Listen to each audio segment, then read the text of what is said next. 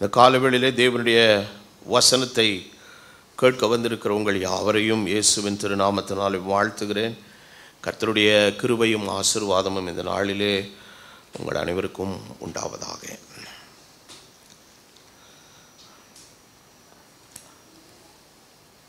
நாம் யாவரும் எழும்பி நின்று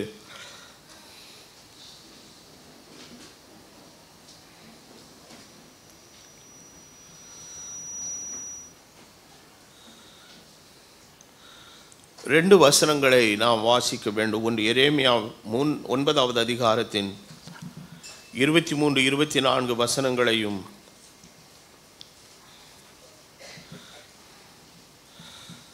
சங்கீதத்தின் புஸ்தகம் 34வது சங்கீதத்தின் 2வது வசனத்தையும் நாம் இந்த வேளையிலே வாசிக்க கேட்போம்.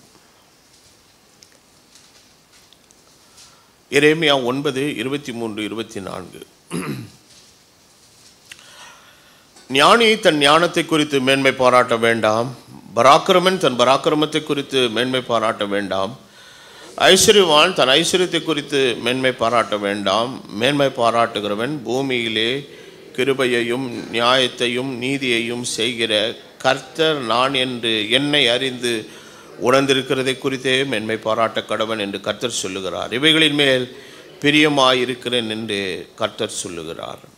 அடுத்த வசனம் சங்கீதம் 34:2. கர்த்தருக்குள் என் ஆத்துமா மேன்மை பாராட்டும், சிறுமைப்பட்டவர்கள் அதை கேட்டு மகிழுவார்கள். இந்த காலவேளையிலே உங்களோடு பேசும்படி ஆண்டவர் எனக்கு தந்த நல்வார்த்தை, இன்று நீ எதை மேன்மை பாராட்டுகிறாய்? What you are glorifying today? இன்று நீ எதை மேன்மை பாராட்டுகிறாய்? கர்த்தர் இந்த வேத வாக்கியங்களை ஆசீர்வதித்து தருவாராக. தலைவணங்கி ஜெபம் பண்ணுவோம். மகா இரக்கமும் கிருபையும் பரிசுத்தம் உள்ள பிதாவே, உம்முடைய குமாரனாய் இருக்கிற இயேசு கிறிஸ்துவின் திருநாமத்தினாலே நாங்கள் உம்முடைய சமூகத்தில் வருகிறோம். உம்முடைய வார்த்தை நீர் அருளி செய்வீராக. உம்முடைய வார்த்தையினால் உண்டாகிற ஆசீர்வாதத்தை கர்த்தர் இந்த காலவேளையில் எங்களுக்கு தரும்படி ஜெபிக்கிறோம். உம்முடைய இரக்கத்தையும் கிருபையும் சமாதானத்தை நீர் எங்களுக்கு அளித்து உம்முடைய தயவுள்ள பிரசன்னத்தில் எங்களை தாங்கி நடத்தும். கர்த்தராகிய இயேசுவின் நாமத்தில் ஆமென். உட்காருவோம்.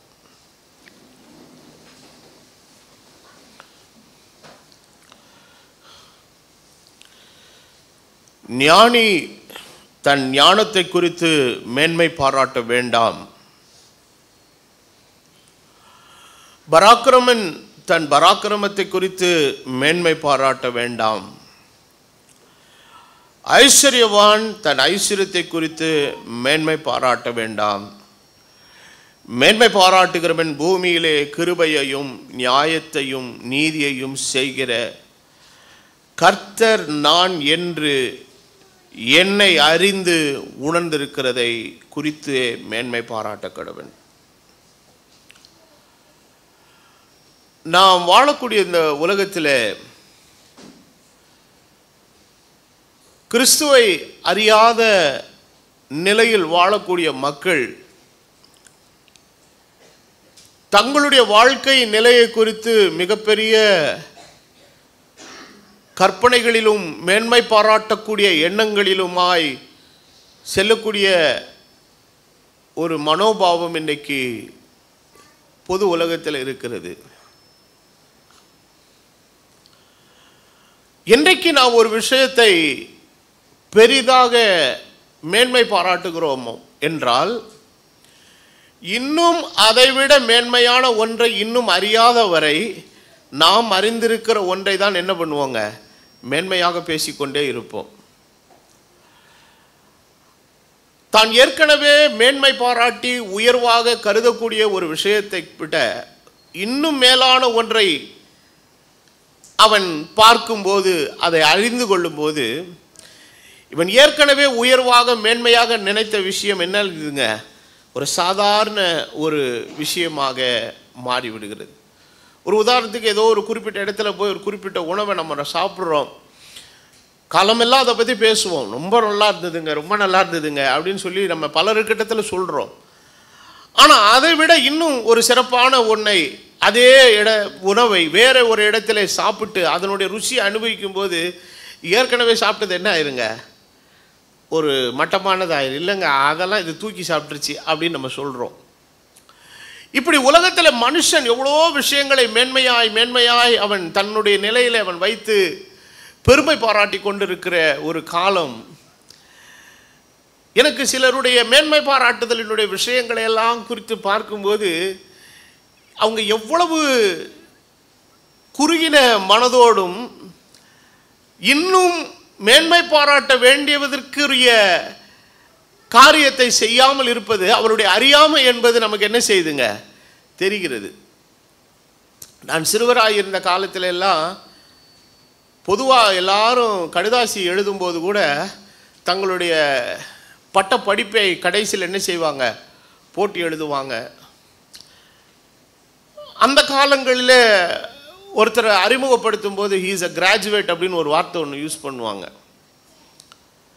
சிலர் வீட்டு வாசலில் தங்களுடைய பெயரை எழுதி வச்சா கூட கீழே எல்லாம் என்ன பண்ணுவாங்க, வரிசையா அது இதுன்னு என்னென்னமோ எழுதி அதெல்லாம் வச்சுக்குவாங்க. ஏன்னா அதை அந்த காலத்தில் ரொம்ப பெருசாக நினச்சாங்க. ஆனால் இன்றைக்கு அது மாதிரிலாம் சில விஷயங்களில் ஆனால் போட்டாங்கன்னா சிரிக்க ஆரம்பிச்சிருவாங்க மக்கள்.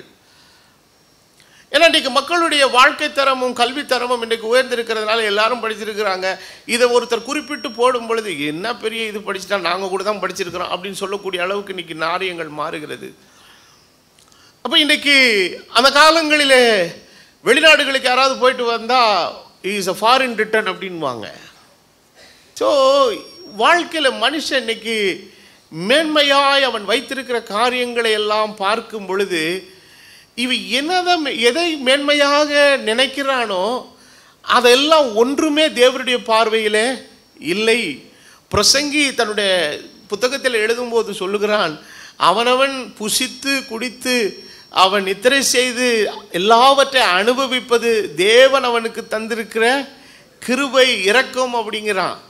அப்போது இதெல்லாத்தையும் ஏன் எழுதுனான்னா அந்த பிரசங்கியில் உள்ள அத்தனை அதிகாரங்களிலேயும் சாலமோன் வாழ்க்கையில் அனுபவிக்காத விஷயங்களே இல்லை.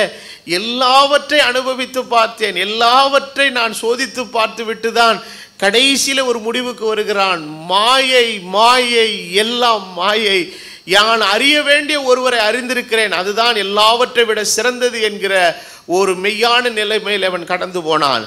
அவன் ஞானத்திலே சிறந்தவன் என்று சொல்லப்பட்டதற்கு காரணம் தேவன் அவனுக்கு தந்த விசேஷித்த ஞானம் மாத்திரமல்ல, அந்த ஞானத்தினுடைய வெளிப்பாடாக நிறைய காரியங்களை அவன் செய்தது மாத்திரமல்ல, அந்த ஞானம் அறிய வேண்டியவரை அறிய அவனுக்கு உதவி செய்தது. இன்னைக்கு இன்றைக்கு நம்முடைய இந்த காலவேளையிலே நீ எதை மேன்மையாய் நினைத்து கொண்டிருக்கிறாய்?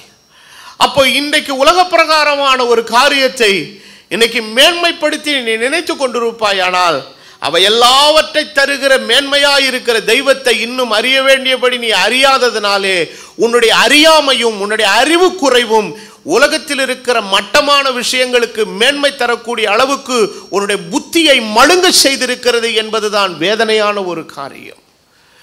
அப்போ உலகத்தில் எவ்வளவு விஷயங்கள் இருந்தாலும் எல்லாவற்றை அனுபவிக்கிறதற்கு கிருபையையும் நன்மையையும் ஆசீர்வாதத்தையும் தருகிறவரை அறியும் பொழுது இதெல்லாம் ஒண்ணுமே இல்லை என்கிற நிலையிலே அதெல்லாம் அதற்கு கீழான ஒரு நிலைமைக்கு மாற்றப்படுகிறது. அப்போ இதை உணர்ந்து கொண்ட பக்தன் உலகத்திலே கிறிஸ்துவை அறிகிற அறிவின் மூலமாய் தான் பெறுகிற ஆசீர்வாதங்களை காரியங்களை எல்லாவற்றை மனுஷன் உடிப்பாய் கவனிக்கும் போது அவனுக்கு தெய்வம் ஒருவரை தவிர மேன்மை பாராட்ட அவனிடத்துல ஒண்ணுமே இல்லை. அவன் விடிஞ்சாலும் சரி, அவன் எந்த இடத்துல சென்றாலும் சரி, அவன் மேன்மைப்படுத்தி உயர்வாக நினைக்கக்கூடியது ஆண்டவராகிய இயேசு கிறிஸ்துவை மாத்திரமே. நான் வாழ்வது அவருடைய கிருபையினால வாழ்கிறேன், நான் ஜீவிப்பது அவருடைய கிருபையினால ஜீவித்துக் கொண்டிருக்கிறேன், நான் புசிப்பது, நான் வாழ்வது, படுத்து நித்திரை செய்வது, என்னுடைய காரியங்கள் எல்லாவற்றை நான் சரியாய் செய்து முடிப்பது எல்லாம் அவருடைய கிருபை ஒன்று மாத்திரமே. எனக்கு இதை தாண்டி மேன்மை பாராட்டுகிறதற்கு ஒன்றுமில்லை. ஆடுகளுக்கு இடையே மெய்ப்பனாய் இருந்த தாவீதை கர்த்தர் ராஜாவா இஸ்ரவேலில் உயர்த்தின போது அவன் சொல்லுகிறான், என் ஆத்துமா கர்த்தருக்குள் மேன்மை பாராட்டுகிறது. அப்போ அந்த மேன்மை பாராட்டுதலிலே அவன் மேன்மையாக வைத்தது சிலருக்கு எப்படின்னு கேட்டிங்கன்னா, கிறிஸ்துவை அறிகிற அறிவுக்குள்ளே அவர்கள் வரும்போது இருக்கிற நிலையை விட கிறிஸ்துவை அறிந்ததன் மூலமாய் ஆண்டவர் தருகிற ஆசீர்வாதங்களில் வாழ்க்கை தரம் சில விஷயங்கள் எல்லாம் உயர்த்தப்பட்டு மேன்மை அடையும் போது யாரை விட்டுருவாங்க? கர்த்தரை விட்டுருவாங்க. அவனுக்கு எல்லாம் தன்னால் நடந்தது, தன்னால் தான் ஆச்சு, தனக்கு தான் எல்லாமே நடந்தது அப்படின்னு சொல்லி ஒரு விதமான அந்த ஒரு பெருமையின் மேட்டிமை நிலைமையில் அவன் போகிறான். நேபுகாத்நேச்சாருடைய நிலைமை அப்படிதான் நடந்தது. என் மகிமை பிரதாபத்திற்காக நான் கட்டின மகாபாபிலோன் என்று சொன்னான். மாட்டை போல அவன் புல்லை தின்னான். அன்னைக்கு ஏரோது ராஜா சிங்காசனத்தில் உட்கார்ந்து அவன் தேவனுடைய வார்த்தை பிரசங்கித்த போது சுற்றி இருந்த ஜனங்கள் எல்லாரும் சொல்லுகிறார்கள், இது மனுஷருடைய சத்தம் அல்ல, இது யாருடைய சத்தம்? தேவனுடைய சத்தம். ஆனால் வேதத்தில் வாசிக்கிறோம், அவன் தேவனுக்கு மகிமையை செலுத்தாதபடியினாலே கர்த்தர் அவனை அடித்தார், அவன் புழுபுழுத்து செத்தான். திடீர்னு ஒரு சிங்காசனத்தில் உட்கார்ந்துருக்கிற ஒரு மனுஷன் கீழே விழுந்து உடம்பெல்லாம் புழு புழுவா அப்படியே போகுதுன்றதை கண்கூடாக மக்கள் பார்க்கிறார்கள் என்று சொல்லி, அவன் ஏதோ வியாதிப்பட்டு பல வருஷங்கள் இல்லை, இட் வாஸ் இன்ஸ்டன்ட்லி ஹேப்பன்ட். அப்போ தேவனுக்கு முன்பதாக ஒரு மனிதன் தெய்வத்தை விட மேன்மையாக சில காரியங்களை நினைக்கும் போது அவனுடைய காரியங்கள் என்னவாக முடிகிறது? இதனுடைய விஷயத்தை உணர்ந்து கொண்ட தாவீது சொல்லுகிறான், ஆடுகளுக்கு பின்பாக சென்ற என்னை கர்த்தர் இஸ்ரவேலில் ராஜாவாக உயர்த்தினார். எனக்கு மேன்மை பாராட்டுகிறதற்கு என்று ஒன்றும் இல்லை. மேன்மை பாராட்ட வேண்டுமானால் எனக்கு இந்த நிலையை தந்த, இந்த உயர்வை தந்த ஆண்டவர் ஒருவரை குறித்து தான் மேன்மை பாராட்டுவேன். காரணம், நான் உளையான சேற்றிலே இருந்தேன், நான் கர்த்தரை நோக்கி கூப்பிட்டேன், அவர் என் சத்தத்தை கேட்டார், என்னை தூக்கி எடுத்தார், என்னை உளையான சேற்றிலிருந்து தூக்கி எடுத்து என் கால்களை எங்க நிறுத்தினாருங்க? கண்மலையின் மேல் நிறுத்தி என் அடிகளை உறுதிப்படுத்தி தமது தேவனை துதிக்கும் புதுப்பாட்டை என் வாயிலை கொடுத்தார். கர்த்தர் செய்த நன்மைக்கீடாக நான் அவருக்கு எண்ணத்தை செலுத்துவேன், ரட்சிப்பின் பாத்திரத்தை எடுத்துக்கொண்டு கர்த்தருடைய நாமத்தை நான் ஸ்தோத்தரிப்பேன் என்று சொல்லுகிறான். இதுதான் கர்த்தரை மேன்மையான நிலைமையிலே உணர்ந்திருக்கிற தேவனுடைய மனுஷன். பிரசங்கி எழுதும் போது சொல்லுகிறான், இதெல்லாம் என்னுடைய பிரயாசத்தினாலே என்னாலே உண்டானது என்று என்ன செய்யாதே, சொல்லாதே. சொல்றதே முதல்ல பாவம். அப்போ இன்னைக்கு தேவனுடைய பிள்ளைகளாக இருக்கிற நாம், இன்னைக்கு நாம் காண்கிறவைகள், அடைந்திருக்கிறவைகள், பெற்றிருக்கிறவைகள், அனுபவிக்கிறவைகள் எல்லாம் அவரிடத்திலிருந்து வந்தவைகள். மேன்மை பாராட்ட வேண்டுமானால் அவர் ஒருவரை தவிர நமக்கு மேன்மை பாராட்ட எதுவுமே இல்லை. அப்போ அவரை ஏன் மேன்மை பாராட்ட வேண்டுமானால் அவராலே தான் நாம் மாற்றப்பட்டிருக்கிறோம். மாற்றத்தை நம்முடைய ஜீவியத்திலே கொண்டு வந்தவர் அவர்தான். அதனால தான் பக்தன் எழுதுகிறான், ரோமருக்கு எழுதினவர்கள், உங்கள் மனம் புதிதாகிறதுனால என்ன ஆகுங்கள்? அப்போ உங்களை எது மறுரூபமாக்குச்சு? புத்தி. அப்போ முதல்ல அறிவில் இருக்கிறதா, அதாவது வேதம் சொல்லுகிறது சத்தியத்தை அறிவீர்கள். அப்போ சிலருடைய புத்தியில் என்ன இருக்குன்னா, அந்த அடிமைத்தனத்தின் எண்ணம் இருக்கும்போது அந்த அடிமைத்தனத்தை எதுதான் நுறுக்குங்க? மனிதனுடைய சிந்தையில் அந்த அடிமைத்தனம் இருக்கிற வரைக்கும் அவனுக்கு என்ன உண்டாகாது. ஆனால் எது உண்மை என்கிறதை அறியும் போது முதல்ல விடுதலை எங்க உண்டாகுதுங்க? அவனுடைய புத்தியில். புத்தியில் விடுதலை உண்டானா இயல்பா அவன் என்ன செய்ய ஆரம்பிக்கிறான்? செயல்பட ஆரம்பிக்கிறான். அவனுடைய காரியங்கள் எல்லாம் மாற்றம் அடைகிறது. அப்போ இந்த விடுதலையை எது தருகிறது என்று சொன்னால், உலக பிரகாரமான அரசியலோ, உலக பிரகாரமான மக்களுடைய கருத்தியலோ, இலக்கியமோ அல்ல. இந்த விடுதலையை தந்தவர் கர்த்தராகிய இயேசு கிறிஸ்து. அப்போ அவர் மென்றான மெய்தேவனாகிய உம்மை அனுப்பினவராக இருக்கிற இயேசு கிறிஸ்துவை அறிவதுதான் நித்திய ஜீவன். அப்ப அவரை அறிகிற அறிவுக்குள்ளே ஒரு மனிதன் வரும்போது அவனுடைய சிந்தைக்குள் இருக்கிற அடிமைத்தனங்கள் எல்லாவற்றையும் கர்த்தர் முறித்தெறிகிறார். அப்போ அவனுக்குள்ள எந்த ஆண்டவர் கொண்டு வருகிற ஒன்று, நீ யார் தெரியுமா? நீ ஆண்டவராகிய தெய்வத்தினுடைய பிள்ளை என்கிற ஒரு தைரியத்தை கர்த்தர் முதலாவது அவனுக்குள்ள கொடுக்கிறார். அப்போ பாவம் அவனை அடிமைப்படுத்துகிறது, சாபம் அவனை அடிமைப்படுத்துகிறது, சமூக சூழல் அவனை அடிமைப்படுத்துகிறது. இந்த நிலையிலிருந்தெல்லாம் நம்மளை விடுதலை ஆக்குகிறது கிறிஸ்துவை அறிகிற அறிவுதான். அதனால்தான் வேதவசனம் சொல்லுகிறது, அவன் இரவும் பகலும் எதில் தியானமாக இருக்கிறான். ஏன்னா அந்த இரவும் பகலும் இதில் தியானமாக இருக்கும்போது இந்த வார்த்தையினுடைய அறிவு நம்மளை என்ன ஆக்குங்க? நம்மளை மறுரூபப்படுத்தும். It will renew our mind. அந்த ஆண்டவர் சொல்றார், பழையவைகள் எல்லாம் ஒளிந்து போயின. Come out of the old thinking, come to the new thinking.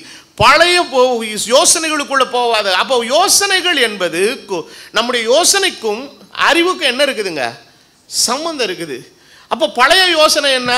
நமக்கு முன்னாடி இருக்கிறவங்க நம்ம மண்டையில் என்னென்ன சொல்லி ஏற்றுனாங்களோ அந்தபடி தான் நம்ம என்ன பண்ணிகிட்டு இருப்போம், யோசித்துக்கிட்டு இருப்போம். ஆனால் புதிய சிந்தனைக்குள்ளே வந்ததுக்கப்புறம் எது இந்த புதிய சிந்தனைனா, கிறிஸ்து இயேசுவை பற்றி அறிகிறது புதிய சிந்தனை. இது என்ன பண்ணுதுன்னா, நம்முடைய எண்ணங்களையும் காரியங்களையும் கம்ப்ளீட்டாக அது என்ன பண்ணிகிட்டே இருக்குதுங்க? மாற்றி அமைக்கிறது.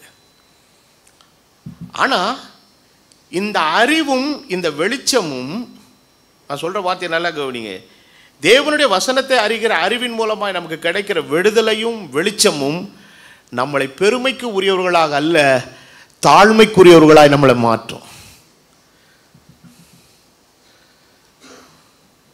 அப்போ இன்றைக்கு என்னன்றா, உலக பிரகாரமான நிலையில் ஏதோ அறிவுன்னு வந்துட்டா திமிரு தண்டெல்லாம் பண்ணலாம் அப்படின்ற மாதிரி ஒரு மைண்ட் செட்டுக்குள்ளே இன்றைக்கி நிறைய பேர் என்ன செஞ்சிட்டாங்க, போயிட்டான். என்ன வேணால் பண்ணலாம், எல்லாம் வேணால் கலாட்டா பண்ணலாம், என்ன வேணால் அடிக்கலாம் உதைக்கலாம் அப்படிலான்ற மாதிரி ஒரு மைண்ட் செட்டுக்குள்ளே போகிறான். இல்லை, இதை அறிகிற அறிவுக்குள்ளே ஒரு மனுஷன் வரும்போது அவனை தன்னடக்கத்துக்குள்ளும் தாழ்மைக்குள்ளும் பக்குவத்துக்குள்ளும் பொறுமைக்குள்ளும் வழிநடத்துறது மாத்திரமல்ல, தெய்வத்தை அறிகிற அறிவின் மூலமாய் அவனை உயர்ந்த இடத்திற்கு அது கொண்டு உயர ஏற ஏற ஏற உள்ள இது கீழே என்ன பண்ணிக்கிட்டே இருக்குதுங்க, அடங்குது. அதனால தான் பக்தனாகிய யோவான் எழுதுகிறான், அவருடைய பாதரட்சியின் வாரை அவிழ்க்க கூட நான் என்ன உள்ளவன் அல்ல. யோவானுக்கு கொடுத்த ஊழியம் வந்து ஒரு short time ministry, but it was a very fabulous and supreme ministry. ஒரு வியக்கத்தக்க அற்புதமான ஒரு ஊழியம். யாருக்கு கொடுக்கப்பட்ட ஊழியம்? ஆமாம், இன்னைக்கு அந்த மாதிரி ஒரு ஆள் யாராவது இருந்தான்னா, நான் இயேசுவுக்கே ஞானஸ்நானம் கொடுத்தேன்னு ஊரே ஏமாற்றிக்கிட்டு இருப்பேன். அதை ஃபோட்டோ வேறு எடுத்து வச்சிருவேன். எடுத்து வச்சு அவன் விசிட்டிங் கார்டில், அவன் சர்ச்சு வாசலில் எல்லாத்துலேயும் நான் யாருக்கே ஞானஸ்நானம் கொடுத்தானாக்கும், இயேசுவே ஞானஸ்நானம். ஆனால் அவன் வந்து அப்படிப்பட்ட ஒரு வாய்ப்பு அவனுக்கு கிடைக்கும்போது அவன் நிராகரிக்கிறான். நான் உம்மிடத்தில் ஞானஸ்நானம் பெற வேண்டியதாக இருக்க, நீர் என்னிடத்தில் என்ன செய்யலாமா, வரலாமா? அவர் பெருக வேண்டும், நான் சிறுக வேண்டும். அப்போ சமுதாயத்தினாலே, உலக வழக்கத்தினாலே, உலக பழக்க வழக்கங்களாலே அடிமைப்பட்டிருந்த உன் வாழ்க்கையை கிறிஸ்துவை அறிகிற அறிவின் மூலமாய் இன்னைக்கு ஒரு விடுதலைக்குள்ள விசாலத்துக்குள்ள வந்தால் உனக்குள் தாழ்மை இருக்க வேண்டும், பணிவும் இருக்க வேண்டும், பக்குவம் இருக்க வேண்டும், அகம்பாவமும் திமிரும் இருக்கக்கூடாது. அது இருந்துக்கிற வரைக்கும் கர்த்தர் ஒரு மனுஷனை உயர்த்த முடியாது. வேதம் சொல்லுகிறது, பெருமையுள்ளவனுக்கு தேவன் எதிர்த்து நிற்கிறார், தாழ்மையுள்ளவனுக்கோ கர்த்தர் என்ன செய்கிறாருங்க, கிருபை அளிக்கிறார்.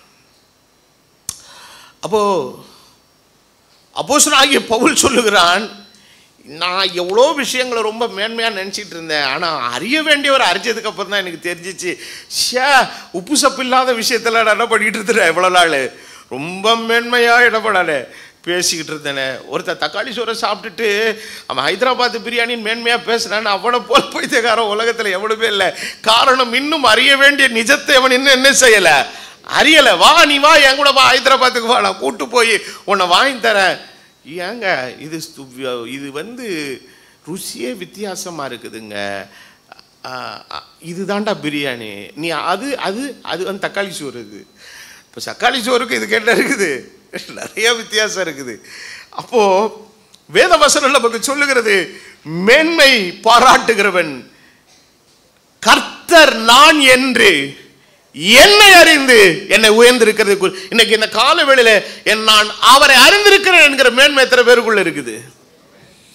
உலகத்தில் இருக்கக்கூடிய மிகப்பெரிய கல்விமான்களை, விஞ்ஞானிகளை, மிகப்பெரிய படிப்பாளிகளை ஒரு அரங்கத்துக்குள்ள நீங்கள் உட்கார வைத்து எவ்வளவு பேச சொன்னாலும் அவர்கள் தங்களுடைய அறிவின் ஞானத்தினால் எவ்வளவு விஷயங்களை பேச முடியும்.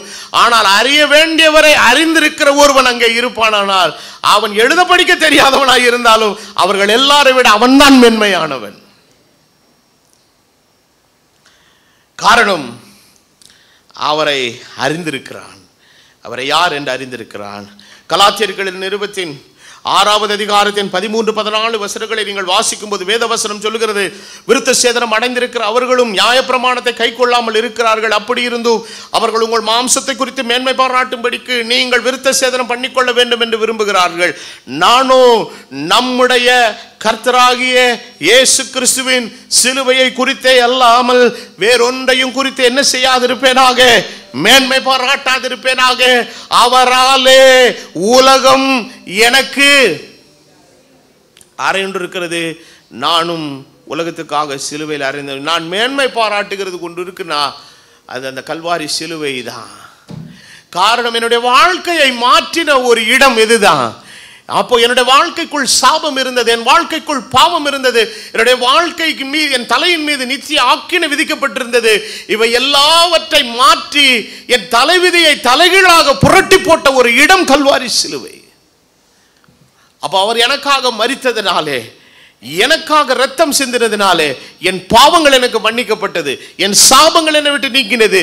என்னுடைய காரியங்கள் எல்லாவற்றிலும் கர்த்தர் மாற்றத்தை உண்டாக்கினார். அவருடைய தழும்புகளால் வேற நான் என்ன ஆனேன், குணமானேன். தரித்திரராயிருந்த என்னை கர்த்தர் ஐஸ்வர்யவானாக்கும்படி அவர் எனக்காக தரித்திரரானாரே. இத்தனை மேன்மையான காரியங்களை எல்லாம் செய்து முடித்த ஒரு அற்புதமான இடம் சிலுவை.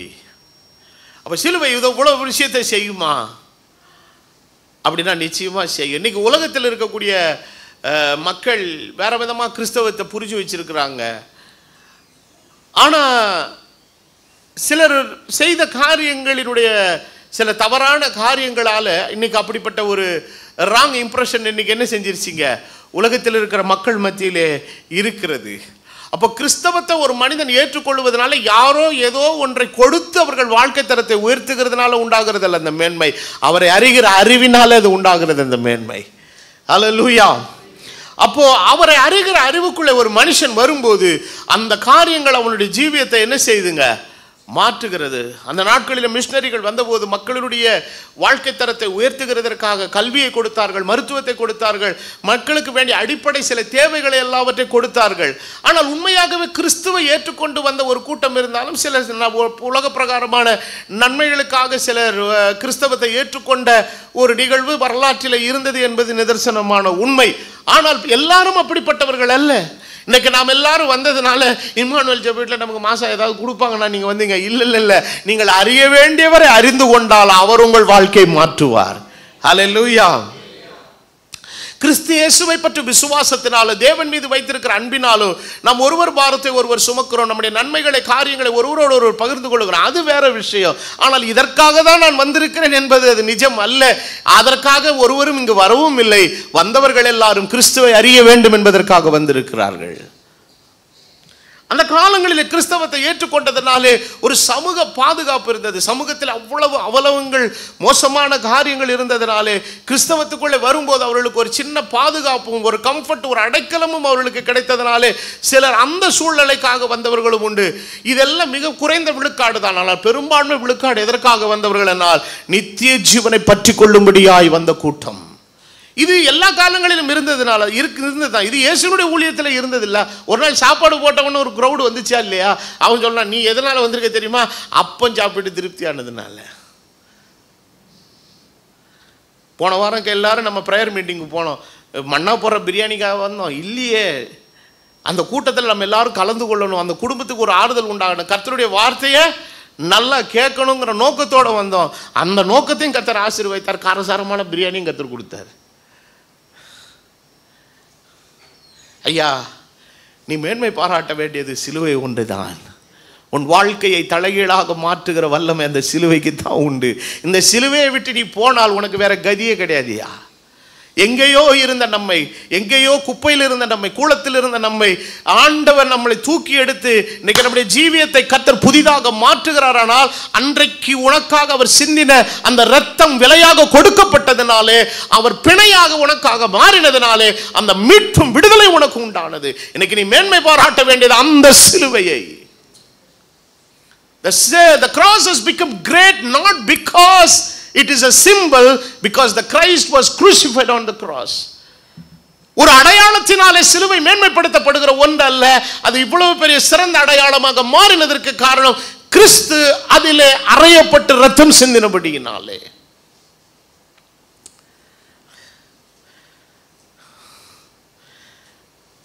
இன்னும் தெளிவா சொல்லணும்னா, அந்த இரத்தத்தினால் உண்டாகிற அந்த மீட்பை பெற்றிருக்கிற ஒவ்வொரு ஜனமும் அதை தான் சொல்றான் பக்தன். நான் எதில் இருந்தேன்? என்ன சேத்துல இருந்தேன்? அந்த உளையான சேறு என்கிறது எதுனா, நம்ம வாழ்ந்த பாவ வாழ்க்கை. அதுதான் யாராலையுமே காப்பாற்ற முடியல. அப்பா அம்மாவால் காப்பாற்ற முடியல, கூட பிறந்தவங்களால காப்பாற்ற முடியல. 4 தரம் சொல்லி பார்த்தாங்க, நாமளும் திருந்துற மாதிரி இல்லை. காரி துப்பிட்டு போயிட்டான். சே, நீ எல்லாம் மனுஷனாடா, நீ இருக்கிறத விட என்ன பண்ணுவோம், செத்துப்போ, ஊரில் எவனுக்கும் என்ன வருது, ஷா வருது, நீ எல்லாம் எதுக்கு உயிரோடு இருக்க, அப்படி தான் சொல்கிறாங்க. அப்படிப்பட்ட ஒரு கேவலமான நிலைமையில் இருந்த எத்தனையோ பேருடைய வாழ்க்கையை மாற்றி, இவனும் மனுஷன்டா, இவனுக்குள்ள ஏதோ ஒன்று இருக்குடா, இவன் எப்படி மாறிட்டான் பத்தியா அப்படின்னு சொல்லக்கூடிய அளவுக்கு அந்த மாற்றத்தை உண்டாக்கினது சிலுவையிலே சிந்தின அந்த இரத்தத்தின் வல்லமை.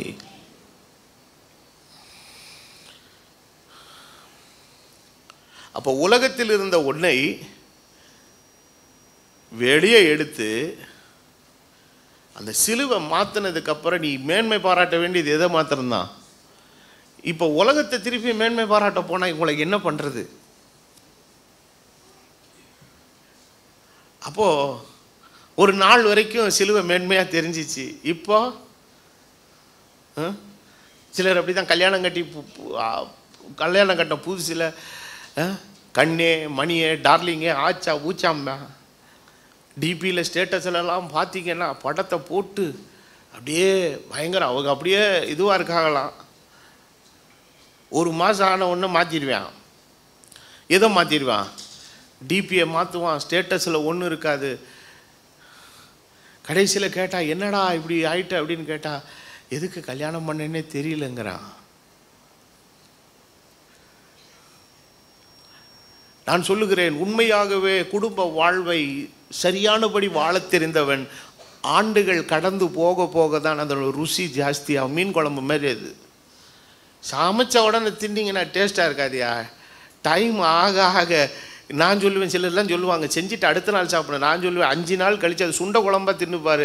அதில் இருக்கிற எஃபெக்ட் வேறு எங்கேயுமே இருக்காது. நீ சாப்பிட்டு உருண்டிலே நியூயார்க்கில் இருப்ப. நீ வாழ்க்கை என்பது அப்படி தான். வாழ தெரியாதவனுக்கு தான் அந்த மாதிரி ஆயிரும். So when you don't know how to handle certain things, that will become a burden to you. ஒரு சில விஷயங்களை உனக்கு கையாளக்கூடிய பக்குவமும் நுணுக்கமும் தெரியலன்னா அது உனக்கு வாழ்க்கையில் என்னவாயிடும்?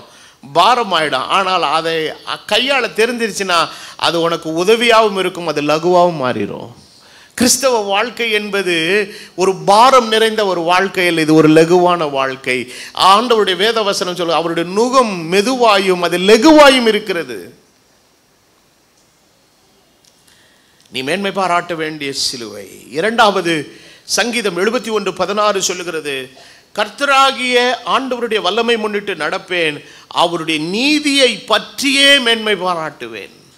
இன்னைக்கு மேன்மை பாராட்ட வேண்டிய ஒரு அற்புதமான ஒரு காரியம் என்னவென்றால், தேவ நீதியினாலே நாம் இன்றைக்கு பிழைத்திருக்கிறோம். வேதம் சொல்லுகிறது, நம்முடைய நீதி எல்லாம் துடைத்து போடப்பட்ட கந்தைகளுக்கு ஒப்பாக இருக்கிற தேவன் நம்மளை இந்த உலகத்தில் அவருக்காக சில நற்கிரியைகளை செய்யும்படி நம்மளை அழைத்திருக்கிறார். அதில் எந்த மாற்று கருத்தும் இல்லை. ஆனால் அந்த கிரியைகளாலே நாம் என்ன ஆக்கப்படுகிறது இல்லை, நீதிமான் ஆக்கப்படுகிறது இல்லை. அப்போ எந்த கிரியையினால் தாங்க நான் நீதிமான் ஆக்கப்பட்டேன்னா, இயேசு செய்த கிரியையினால் தான் நான் என்ன ஆக்கப்பட்டிருக்கிறேன், மேன்மை பாராட்டிருக்கிறேன், நீதிமான் ஆக்கப்பட்டிருக்கிறேன். அப்போது பரீட்சையை ஒருத்தன் நல்லா எழுதுனதுனால வெற்றியா, இல்லை பாடத்தை நல்லா சொல்லி கொடுத்ததுனால வெற்றியா அப்படிங்கிற ஒரு டிபேட்டுக்குள்ளே வந்தீங்கன்னா அது முடியாத டிபேட்டாக போயிட்டே இருக்கும். அவர் வாத்தியார் என்ன சொல்ல, நான் சொல்லி கொடுத்ததுனால தான். என்ன தான் நீ சொல்லி கொடுத்தாலும் அவன் மனசுக்குள்ளே என்ன செஞ்சுருக்கணும், அதை உள்வாங்கி அதை புரிஞ்சிருந்து அதை படித்து அதை பரீட்சையில் அவன் கரெக்டாக என்ன பண்ணணுங்க, எழுதணும். ஸோ கரெக்டாக சொல்லணும்னா 50-50 தான் அவருடைய பங்களிப்பு. சொல்லி கொடுத்தவருடைய பங்களிப்பு 50னா, கேட்டு படித்து பிரயாசப்பட்டவனுடைய பங்களிப்பு 50-50. ஆனால் தேவனுடைய கிறிஸ்தவ வாழ்க்கையினுடைய நிலைக்குள்ளே நான் வரும்போது, இல்லைங்க நான் பாதி செஞ்சேன், ஆண்டவர் பாதி செஞ்சார், இதை பாதி இல்லைங்க, 100க்கு 100 விழுக்காடு உன்னை நிலைநிறுத்தும்படி உனக்காக எல்லாவற்றை செய்து முடித்தவர் ஒருவரே, அவரே தான் கடைசி வரைக்கும் உனக்காக எல்லாவற்றை செய்வார். கர்த்தர் எனக்காக யாவையும் செய்து முடிப்பார். இதனுடைய காட்சியை அழகா நீங்க புரிஞ்சுக்கணும். ஏதேன் தோட்டத்துக்கு போயிடணும். மனுஷன் பாவம் செய்து நிர்வாணி ஆகி தன்னை தோட்டங்களுக்குள்ளே ஒளித்து வைக்கும் போது அந்த நிர்வாணம் தன்னை வெளிப்படுத்தி கொள்ள முடியாதபடி இவனே என்ன பண்றான், அத்தியிலைகளை பிடிச்சி கொண்டு போது மூடி பார்க்குறான். ஆண்டவர் சொல்லார், இது எவ்வளோ நாளைக்கு நிற்கும்பா, காற்று அடிச்சிச்சுன்னா பறந்துடும், அப்புறம் ஷேம் ஆயிடுவேன், நீ முதல்ல வா அப்படின்னு சொல்லி ஆண்டவர் என்ன பண்ணுறாருன்னா ஒரு பலியை செலுத்தி அந்த பலியின் மூலமாய் உண்டாகின தோலுடைகளை உண்டாக்கி அவளுக்கு மூடுறார். அதுதான் நிரந்தரமானது. அப்போ அந்த உடை எங்கே இருந்து வந்தது? உடை எங்கிருந்து வந்தது? மரத்திலிருந்து வரல, பலியிலிருந்து வந்தது. பலி எங்கே? பலி ஆகும்போது என்ன நடந்தது? ரத்தம் சிந்தப்பட்டது. அப்ப ரத்தம் சிந்துதலின் மூலமாய் உண்டான அந்த தோல் உடைதான் ஆதாம் ஏவாளுடைய நிர்வாணத்தை மூடினது. அதை போலவே இன்றைக்கு நம்முடைய நீதி எல்லாம் காய்ந்து போன இலைகளுக்கு ஒப்பாக இருக்கிறது. ஆனால் நாம் அடைந்திருக்கிற அந்த தேவ நீதி என்பது ஒரு பலியில் இருந்து வந்தது. அந்த பலி கர்த்தராகிய இயேசு கிறிஸ்து அவருடைய கிருபையினால, அவருடைய நீதியினால இன்றைக்கு நாம் மேன்மை மீட்கப்பட்டிருக்கிறோம். இன்றைக்கு மேன்மை பாராட்டுகிற எதை குறித்து தான் மேன்மை பாராட்டணும்? தேவ நீதியை குறித்து. சில பேருக்கு இந்த பாரம்பரிய சபைகள்லாம் பார்த்தீங்கன்னா, எங்கள் தாத்தா கோபுரம் கட்டினாரு, எங்கள் தாத்தா லைட்டு போட்டாராக்க, எங்கள் தாத்தா வந்து பெஞ்சு வாங்கி போட்டாராக்க, எல்லாம் பண்ணியிருக்கிட்டு ராஜா, நீ கிறிஸ்தவனா இருப்பது எதனாலனா அவருடைய நீதியினால தான் நீதிமானாக்கப்பட்டிருக்கிறாய். எத்தனை பேர் இந்த கால வேளை தைரியமா சொல்லுவீங்க நான் ஒரு நீதிமான் என்று? சிலர் எப்போ பார்த்தாலும் இப்படியே போகுது, நான் ஒரு கந்த குப்பை கூலன்கிட்டே இருப்பேன். நம்மளால் அது ஓரளவுக்கு தான் தாங்க முடியாது. சொல்லலாம், இப்படி சொல்லலாம், எப்படி நான் கந்தையும் குப்பையும் கூலமாக இருந்தேன், ஆனால் அவருடைய கிருபையினால் நான் மாற்றப்பட்டு இருக்கிறேன். ஆமாம், கந்தையும் குப்பையும் கூலத்தையும் வச்சுருந்தா நீங்கள் நான் உட்காந்து பிரசங்கம் பண்ண முடியாது. குப்பையும் கூலமாக வர்றது எல்லாத்தையும் சுத்தம் பண்ணுறதுக்கு தான் ஆண்டவர் இந்த இடத்த என்ன செஞ்சுருக்கிறாருங்க. ஆமாம், ஒருத்தன் பாத்ரூம்குள்ளே போயிட்டு அப்படியே போன மாதிரியே வெளியே வந்தானா என்ன பிரயோஜனம்? அவன் எதுக்குள்ளே போனான்?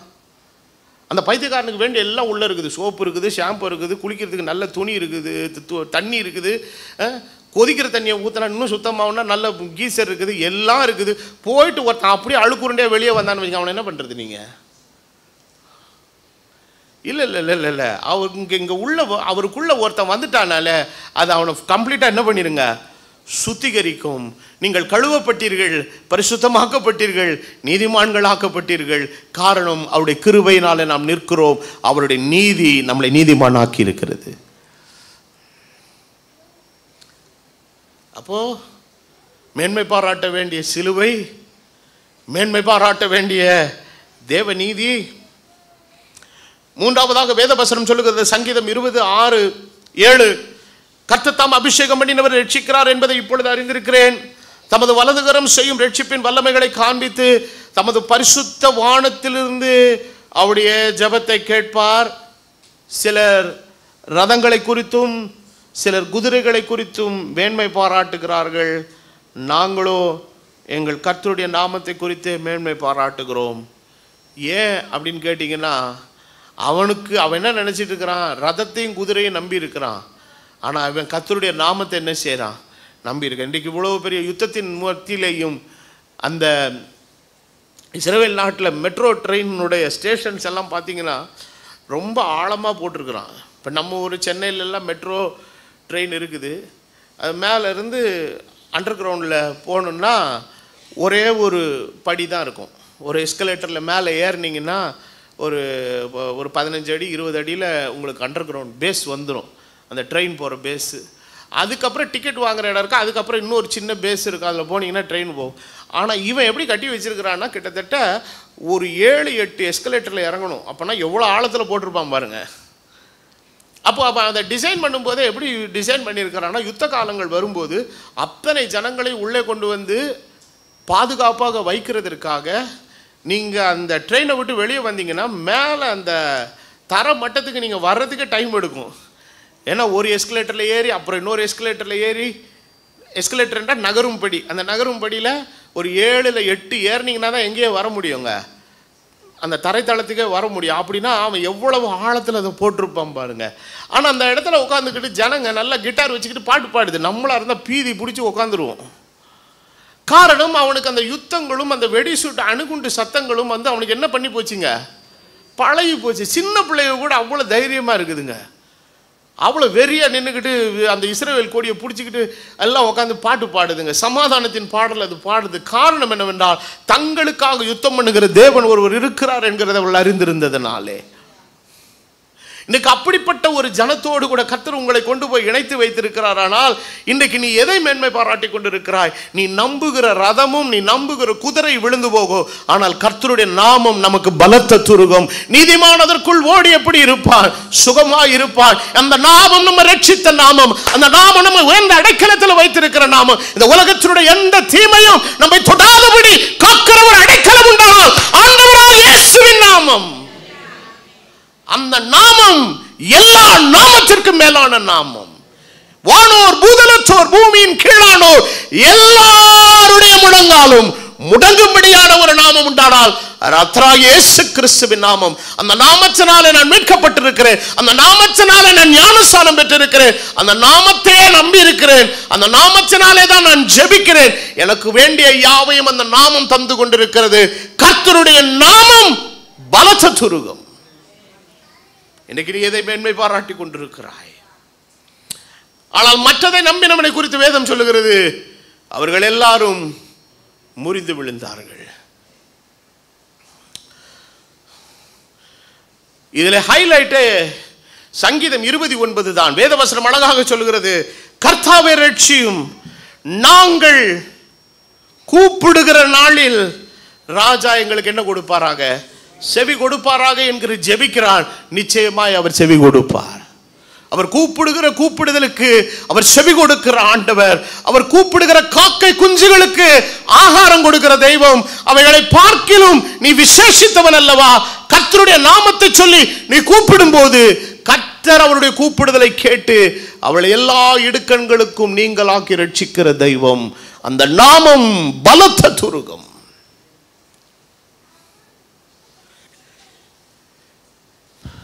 மேன்மையான சிலுவை, மேன்மையான நீதி, மேன்மை பாராட்ட வேண்டிய ஒரு நாமம். நான்காவதாக மேன்மை பாராட்ட வேண்டிய இன்னொரு காரியத்தை குறித்து வேதத்தில் எபிரேயர் நிருபம் 11:15 அப்போஸ்தலன் எழுதுகிறார். வாசிப்போம். 11:35 மன்னிக்கும் 11:35 ஸ்திரீகள் சாகு கொடுத்த தங்களுடையவர்களை உயிரோடு எழுந்திருக்க பெற்றார்கள். சிலர் மேன்மையான உயிர்த்தெழுதலை அடையும்படிக்கு விடுதலை பெற சம்மதியாமல். தேவன் இந்த இடத்துல சொல்றாரு, ஒரு மேன்மையான உயிர்த்தெழுதலை வைத்திருக்கிறார் நமக்கு. அப்போ உலகத்தில் சரீரப்பிரகாரமான மரணம் என்கிற ஒன்று சிலருக்கு இயற்கையாக வருது. அது வியாதினால் இருக்கலாம், வயோதிபத்தினால் இருக்கலாம். ஆனால் இந்த இடத்துல நம்ம வாசிக்கிற இடம், அவர்கள் இரத்த சாட்சிகளாய் மரிக்கும்படி ஒப்பு கொடுக்கப்பட்டவர்கள். விடுதலை பெறுகிறதற்கு வாய்ப்பு இருக்குது. ஆனால் என்ன பண்ணலை? ஏன் சம்மதிக்கலைன்னா, விடுதலை பெறணும்னா யாரை மறுதலிக்கணும்? ஆண்டவரை மறுதலிக்கணும். அவர்கள் மறுதலிக்க விரும்பலை. ஏனென்றால் இதுக்கு மறுதலிச்சு நான் நித்திய ஆக்கினைக்கு போகிறத விட மறுதலியாமல் இருந்து மரித்தேனெல்லாம் நித்திய ஜீவனுக்குள் போவேன் என்பது அவருடைய விசுவாசம். கடந்த மன்னாவுடைய வீட்டினுடைய அந்த மீட்டிங்கில் நீங்கள் கேட்டது போல, நித்திய ஆக்கினையும் இருக்கிறது, நித்திய ஜீவனும் இருக்கிறது. பட் எங்கே நம்மளுடைய டெஸ்டினி போக போகுதுங்கிறது நம்ம தான் தீர்மானிக்கணும். தம்பியை ஒரு நாள் முந்தாண்டு 2 நாளைக்கு முன்னாடி ஃபோன் பண்ணும்போது சொன்னார், கேட்டால் நிறையா பேர் கேட்டாங்க, நித்தியம்னு ஒன்று இருக்குது. அந்த ஐயா பேசுறது எங்களுக்கு எல்லாம் நல்லா புரிஞ்சுது. அப்போ நித்தியம்னு ஒன்றா இயேசு மாத்திரம்தான் செய்வாரா அப்படின்னு அவர்கிட்ட கேட்டிருக்கிறாங்க. அப்போ பாருங்கள், அந்த நித்திய வாழ்வை நம்ம அடையணும்னா அவர் ஒருவன் தான் நமக்கு வழி. அந்த நித்திய ஜீவனை குறித்த ஒரு நம்பிக்கையும் அறிவும் இருக்கிறவனுக்கு எது ரொம்ப ஈஸி? அதனால் இதை அறிந்ததுனால தான் அவன் பக்தன் சொல்லுவான், கிறிஸ்து எனக்கு ஜீவன், நான் இங்கே இருந்தால் உனக்கு நல்லது, போனேனால் எனக்கு நல்லதுங்கிறான். ஆனாலும் ஆண்டவர் கொடுத்த அந்த வேலையை நம்ம என்ன பண்ணணுங்க? முடிக்கணும். அப்போ இந்த ஆண்டவர் நம்மளை இந்த பூமியில் பிறக்க செய்ததற்கு ஒரு நோக்கம் உண்டு, ஒரு காரியம் இருக்கிறது. அந்த நோக்கமும் சித்தமும் என்ன செய்யணுங்க? முற்றிலுமாக நிறைவேற வரைக்கும் நாம் இன்றைக்கி இந்த பூமியில் இருந்து தான் ஆகணும். நான் சொன்னது போல செத்ததுக்கப்புறம் யாரோ வந்து நல்ல போராட்டத்தை போராடினார், ஓட்டத்தை முடித்தார், நீ காத்துக்கிட்டே எனக்கு எப்படி தெரியும்? நீ காத்துக்காம கூட போயிருப்ப, சாவத்துக்கு 1 மணி நேரத்துக்கு முன்னாடி கூட சண்டை போட்டு செத்து போயிருப்ப, யாருக்கு தெரியும்? ஆனால் நம்மளை குறித்து மற்றவா சொல்லக்கூடாதுங்க, நம்மளை குறித்து நாம் சொல்லணும். நான் நல்ல போராட்டத்தை போராடினேன், ஓட்டத்தை முடித்தேன். இந்த பவுலுக்கும் பேதுருவுக்கும் இருந்த ஒரு சின்ன கனெக்ஷன் என்னன்னு கேட்டிங்கன்னா, 2 பேருக்குமே கர்த்தர் அவர்களுக்கு ஒரு முடிவை கட்டளையிட்டு இருக்கிறது அவங்க முன்னாடி என்ன பண்ணியிருக்குதுங்க, தெரிஞ்சிருக்குது.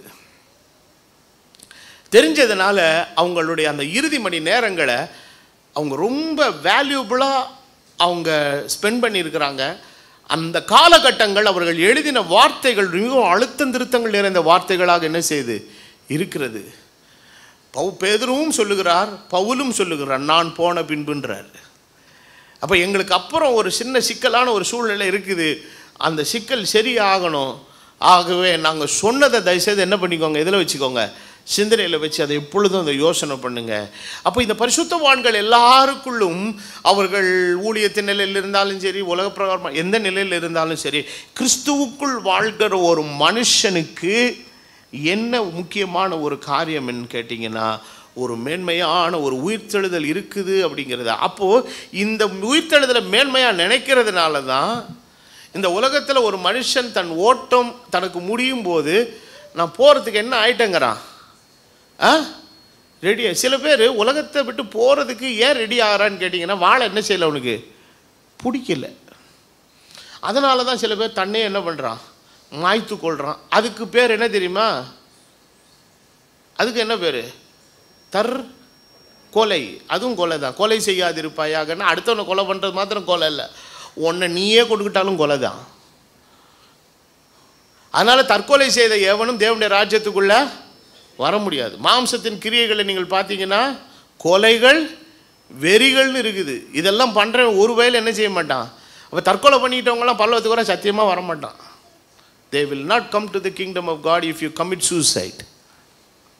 வாழ்க்கையில் எந்த ஒரு சூழ்நிலையானாலும் ஒரு கிறிஸ்தவனுக்குள்ளே என்ன வரக்கூடாது, என்ன வரக்கூடாது, தற்கொலை எண்ணம் வரக்கூடாது. தற்கொலை எண்ணம் வருதுனாலே அவன் கிறிஸ்துவுக்குள்ளே சரியில்லைன்னு அர்த்தம்.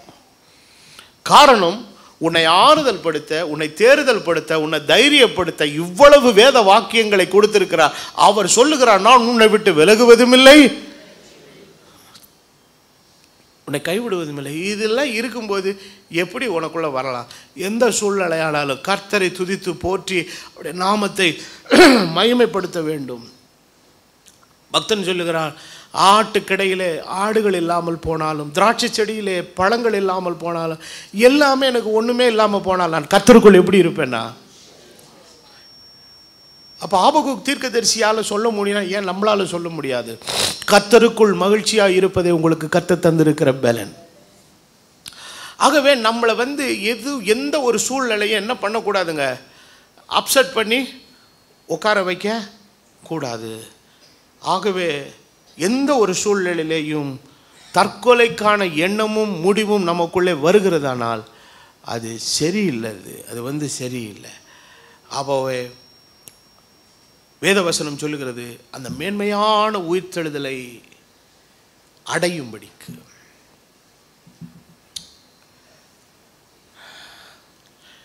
அதே எபிரேயர் 11:25 மோசே குறித்து எழுதப்பட்ட ஒரு வார்த்தை 25 அனித்தியமான பாவ சந்தோஷங்களை அனுபவிப்பதை பார்க்கிலும் தேவனுடைய ஜனத்தோடு துன்பத்தை அனுபவிப்பதை என்ன செய்து கொண்டு, ஆண்டவர் சொல்றார், நீங்கள் என்னை தெரிந்து கொள்ளவில்லை, நான் உங்களை தெரிந்து கொண்டேன். இப்போ ஆண்டவர் என்னை தெரிந்து கொள்ளும் போதே என்னை என்னவா ஆக்க வேண்டும் என்கிற எல்லா திட்டமும் தீர்மானம் ஆண்டவருடைய கருத்தில் என்ன செய்தது இருந்தது. நான் வாலிபனாக இருக்கும்போது என்னுடைய எண்ணங்கள் வேறையாக இருந்தது, என்னுடைய நோக்கங்கள் வேறையாக இருந்தது. எப்படி ஆகிலும் ஒரு கமர்ஷியல் பைலட் ஆகணுங்கிறத என்னுடைய லட்சிய கனவாக இருந்தது. அதை தான் படிக்கணும்னு ரொம்ப வெறியாக இருந்தேன். என்னை 10th முடித்த உடனே எங்கள் அப்பா கிட்ட சொன்னேன், என்னை சிபிடியில் கொண்டு போய் சென்ட்ரல் பாலிடெக்னிக்கில் சேர்த்துருங்க, நான் மேத்தும் ஃபிசிக்ஸும் படிக்கணும் அப்படின்னு தான் சொன்னேன். ஆனால் ஆண்டவருடைய திட்டம் என்ன இருந்ததுங்க, வேறையாக இருந்தது. அங்கே இப்போ எங்கேயோ பிளைனை ஓட்டிகிட்டு போனோமா, வீட்டுக்கு வந்தோமா, காசு வாங்கினோமா, படுத்தோமா, தூங்கினோமா. இந்த ஆடுகளை கட்டி மேய்க்கிறது எவ்வளோ கஷ்டம் தெரியுங்களா? ஆனால் வா மல்லு கட்டுவோம், வா மரணமோ ஜீவனோ, வாழ்வோ சாவோ, வா நான் ஒன்னாடி நிற்கிறேன், நீ என்னோட என்ன செய், நில்லு, ஒன்றுக்கு ஒன்றா நின்று கர்த்தருடைய சித்தத்தை நோக்கத்தை என்ன செய்வோம், நிறைவேற்றோம். இதில் இருக்கிற ஒரு சந்தோஷம் உலகத்தில் எங்கே போனாலும் என்ன செய்யாதுங்க, கிடைக்காது. அதாவது இன்றைக்கி உலகத்தில் சொல்லுவாங்க, தட் ஜாப் சாட்டிஸ்ஃபேக்ஷன் ஒன்று சொல்லுவாங்க. ஒரு வேலையை செய்தால் என்ன இருக்கணுங்க, மனசுக்கு திருப்தி வரணும். இந்த வேலையை செய்தால் என்னங்க உங்களுக்கு சாட்டிஸ்ஃபைடு, ஜாப் செய்கிற என்னங்க தெரிலங்க, கடுப்பாக இருக்குதுங்க, ஏன் தான் அந்த வேலையில் போய் சேர்ந்தேன்னே தெரிலங்க, எரிச்சலாக இருக்குதுங்க. எங்கள் உறவினர் ஒரு பொண்ணு இருக்கிறா, டாக்டர் இருக்கா, படிச்சுட்டு எப்படி இருக்கிறது, நல்லா இருக்குது அவள் படினா, ஐயோ அதை ஏன் தான் படித்தேன்னே எனக்கு தெரியல. ஒரு 2 வருஷத்துக்கு முன்னாடி ஒரு பல் டாக்டர் ஒரு பொண்ணை நான் சந்தித்தேன். ஒரு ஒரு ஒரு ஒரு இடத்துல நடந்த ஒரு ஜெப கூடுகைக்கு நாங்கள் போயிருந்தோம். அந்த பொண்ணு தான் வந்து சாப்பாடெலாம் சர்வ் பண்ணிச்சு. சர்வ் பண்ணி முடித்த உடனே அது பேசிச்சு, நான் தான் செஞ்சேன் அங்கிள், நல்லா இருக்குதா அப்படின்னுச்சு. நல்லா இருக்குதுமா அப்படின்னேன். அது பல் டாக்டராக இருந்து பல் டாக்டர் வேலைக்கு போகாமல் ஐடியில் போய் கொஞ்ச நாள் வேலை செஞ்சுட்டு அந்த வேலையும் விட்டுட்டு இப்போது ஹோட்டல் வச்சு நடத்துது. ஏதாவது ஒன்றுக்கு ஒன்று சம்மந்தம் வருதா பாருங்கள்.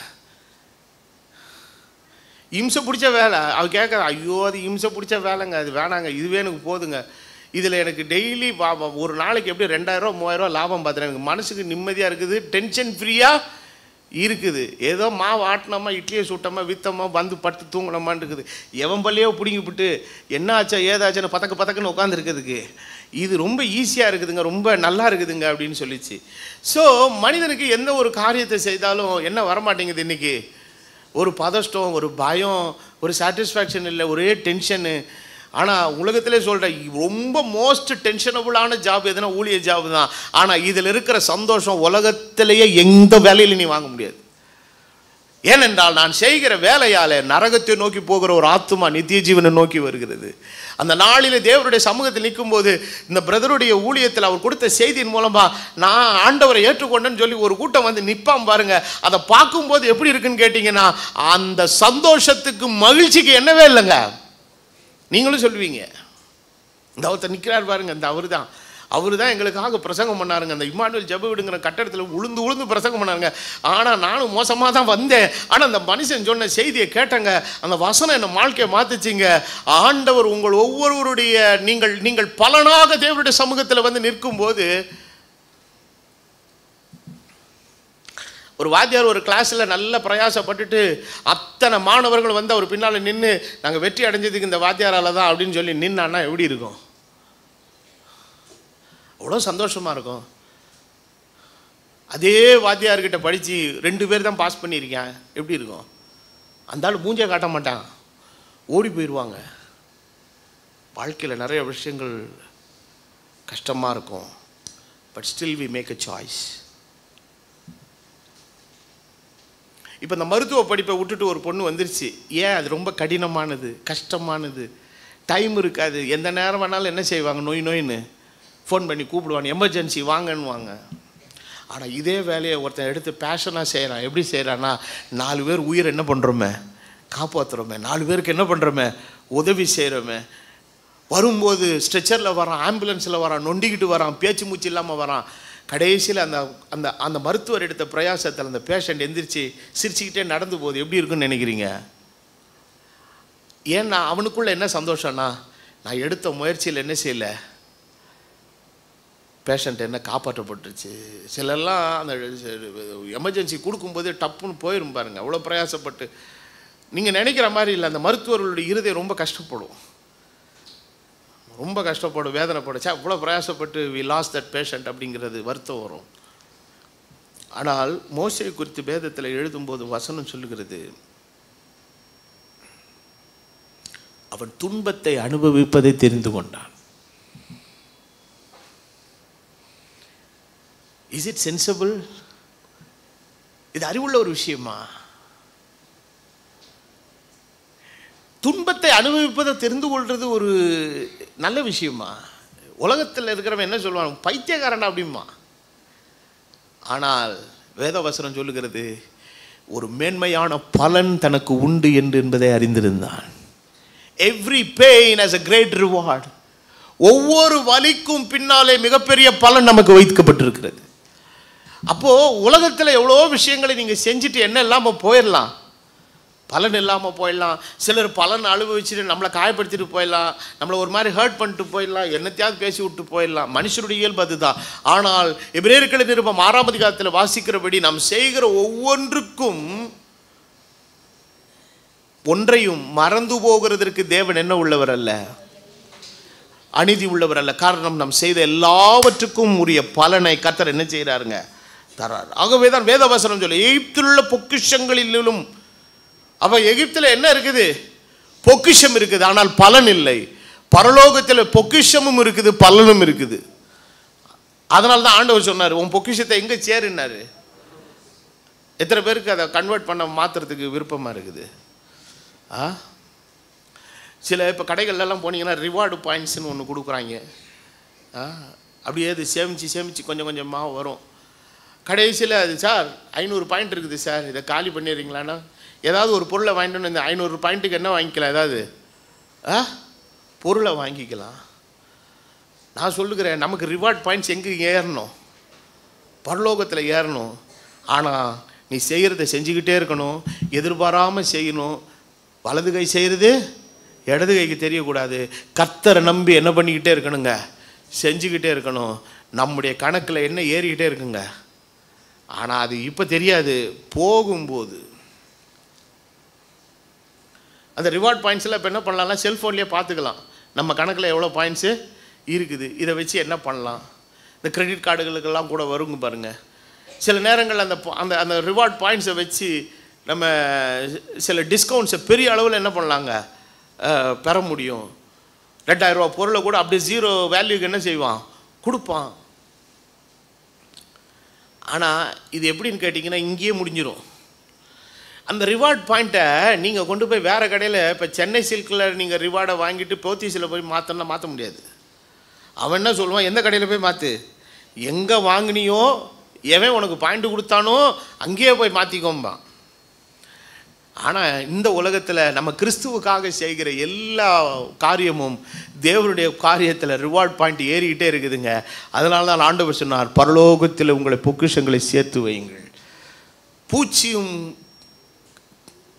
துரு பிடிக்கும், ஆனால் திருடர்கள் கண்ணமிட்டு என்ன செய்வார்கள். ஆமாம், எடுத்துக்கொள்ளப்படுதல் நடந்ததுக்கப்புறம் நம்ம வீட்டை திருடுறதுக்கே நிறைய பேர் உள்ளே வருவான். அதனால் தேவைக்கு வச்சுட்டு இருக்கிறது என்ன பண்ணிடலாங்க, ட்ரான்ஸ்ஃபர் பண்ணி விட்டுறலாம். காரணம், நம்ம போகும்போது பரலோகத்தில் இது என்னவா இருக்குங்க, பலன் மிகுதியாக இருக்கும். ஆகவே இந்த பலனை எதிர்பார்த்ததுனாலே,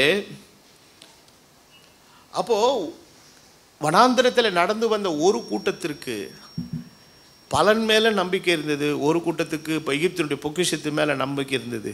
அதனால தான் அவனுக்கு எதை அனுபவிக்க இன்ட்ரெஸ்ட் இல்லை, துன்பத்தை அனுபவிக்க இன்ட்ரெஸ்ட் இல்லை. இப்போ நீங்களே என்ன துன்பப்படுத்துறீங்கன்னு வைங்களேன், கிறிஸ்துவ நிமித்தம் நான் சகிச்சுக்கிட்டேன்னு வைங்களேன், எனக்கு ரிவார்டு உண்டு. எனக்கு எல்லாத்துலேயும் ஒரு சுயநலம் தான்.